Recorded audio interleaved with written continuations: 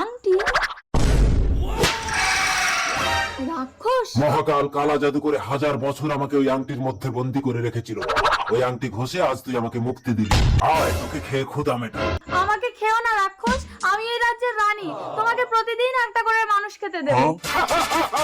খেতে দাও, চলো খেতে দাও। রাক্ষস। আয় মহারানী, আজ এর পালা রাক্ষসের ভোগে যাওয়া। মন্ত্রী, একে একে আমার রাজ্যের সমস্ত মানুষ তো এই রাক্ষসের ভোগে চলে যাচ্ছে, কিছু একটা করো। রানীমা, আমাকে একটু বিষ দিন। কেন, রাক্ষসের ভোগে যাওয়ার আগে কি বিষ খেয়ে মরবি? হ্যাঁ রানীমা, তাহলে রাক্ষস আমাকে খেলে মরে যাবে। আরে ওই রাক্ষস আমর, ওর মৃত্যু নেই, চল।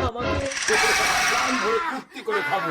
কাঁদিস না, তোর বাবা যদি আমাকে খেতে না দিতে পারে তাহলে আমার দুধ হবে কি করে? শুনুন শুনুন শুনুন, যে মহারানী রাক্ষসের ভোগে যাবে তাকে নগদ 5 মোহর দেওয়া হবে।